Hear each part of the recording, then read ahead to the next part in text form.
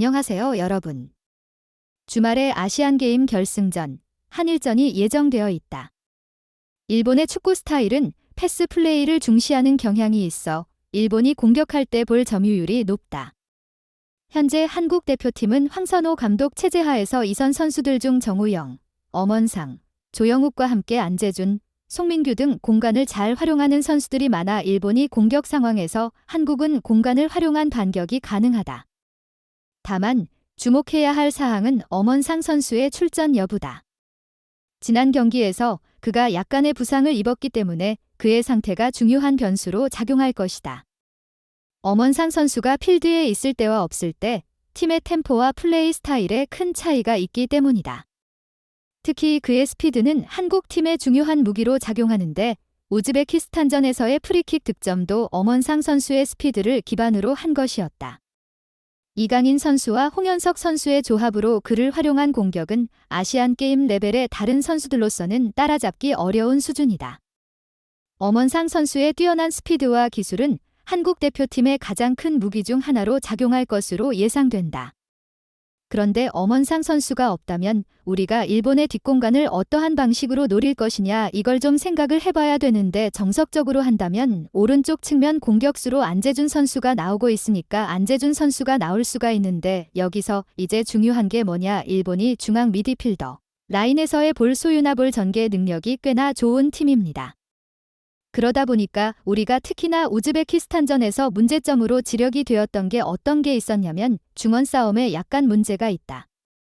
그리고 라인이 벌어지면서 미드필더 라인에 백승호와 홍현석 이 두 명의 선수만 중원 싸움에 가담을 하다 보니까 여기서 우리가 세컨볼 싸움에서 패배를 한다라는 게 가장 큰 문제였거든요. 특히나 황선홍 감독이 최근에 이강인 선수를 한 칸 올려서 조영욱과 이강인 약간 투톱처럼 활용을 할 때도 있어요.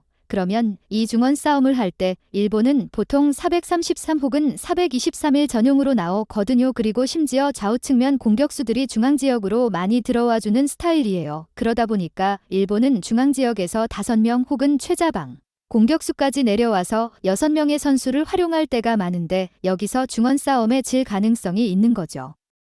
만약 엄원상 선수가 오른쪽 측면에서 뛰지 못한다면 이강인 선수를 해당 위치에 배치하는 것을 고려할 수 있다. 이후 공격형 미드필더 자리에 고영준 선수를 배치하는 것이 한 방법이 될 수 있다. 이강인 선수가 측면에서 중앙으로 움직이면서 중원에서의 플레이를 도와주는 역할을 할 수 있으며 고영준 선수 역시 전방에서 활약하면서 중원에서의 플레이에도 참여하는 선수이다. 중국전에서 고영준 선수의 활약은 중국의 플레이를 압박하는 데 큰 역할을 했다. 그리하여 안재준 선수의 특성을 고려하면 이강인 선수를 측면에 배치하고 그가 중앙으로 움직이는 전략과 함께 고영준 선수를 전방에 배치하는 것을 고려해 볼 수 있다. 더불어 황재원과 서령우 두 선수도 중원에서의 플레이에 참여하게끔 전략을 구성할 수 있으며 황재원 선수는 대구FC에서 중앙 미드필더로도 활약한 경험이 있기 때문에 이 역할을 수행하는 데 능숙하다. 중앙 미드필더 라인의 선수 부재로 인해 백승호와 홍현석 선수가 활약했다. 특히 홍현석 선수가 공격에 참여하게 되면 백승호 선수는 중앙에서 넓은 공간을 커버해야 했다. 이로 인해 백승호 선수는 수비적인 부분에서 어려움을 겪었다. 이에 대한 대응으로 황선훈 감독은 황재원과 서령우 선수의 포지션을 변경했다. 이러한 전략 변경 후 중앙에서의 경기가 개선되었다. 그 결과 황재원 선수의 중앙 미드필더로서의 활약이 두드러졌고 이번 경기에서도 그의 중앙에서의 활약이 기대된다. 또한 황선홍 감독은 과거에 황재원 선수를 왼쪽에서 활용한 전력이 있다. 특히 고영준 선수를 전방에 배치했을 때 일본 축구의 스타일과 유사한 패턴을 보였다. 이번 일본 연령별 대표팀은 최고의 멤버로 구성되지 않았다.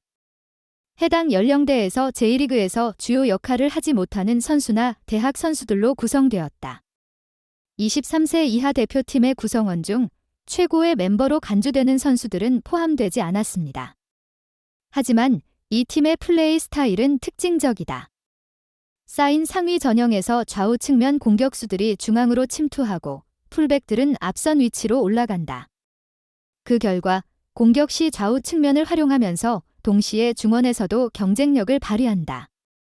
일본의 이러한 스타일을 보면 좌우 측면에 넓게 분산된 선수들과 중앙의 선수들 간의 연계 플레이가 두드러진다.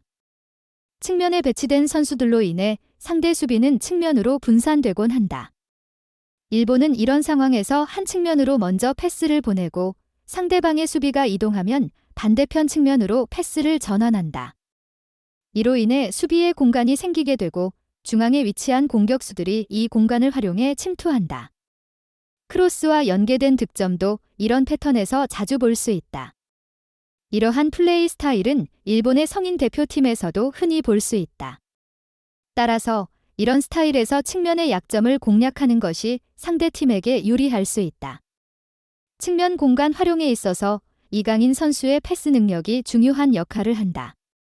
수비에서 공격으로 전환될 때 볼을 회수한 후 이강인에게 패스를 전달하고 이강인은 앞선 선수들에게 정확한 패스로 볼을 연결해준다. 조영욱, 정우영, 고영준 혹은 엄원상, 안재준과 같은 선수들이 그러한 패스를 받아 공간으로의 침투를 시도한다. 전력면에서 한국 선수들은 일본 선수들과 비교했을 때 높은 능력을 지니고 있음이 인정받는다.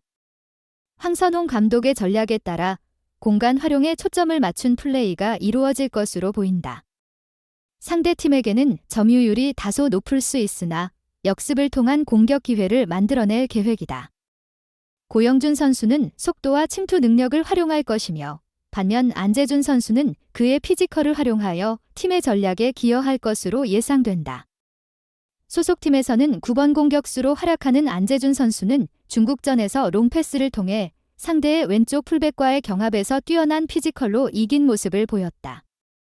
이런 특성을 바탕으로 볼 때 안재준 선수에게 롱패스를 전달하여 공격을 전개하는 전략도 효과적일 것이다. 이러한 전략은 팀의 공격 전개를 빠르게 만들 수 있으며 특히 엄원성 선수가 출전하지 않는 상황에서도 수비 뒷공간을 공략하는 방법으로 활용될 수 있다. 이런 방식을 고려해 볼 때 안재준 선수의 기용은 다양한 전략 선택의 하나로 작용할 수 있다.